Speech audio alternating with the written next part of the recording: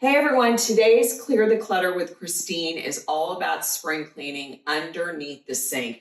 And it's so important to measure under a sink because we're all dealing with so many different items that are under the sink, whether it's plumbing, garbage disposal. So measuring is the key here. And these are some of my favorites. I love these drawer bins from iDesign in the Home Edit. You can stack more than one if you have the space, and they're easy to slide in and out. You can also put items on the top of them so you can utilize this for storage.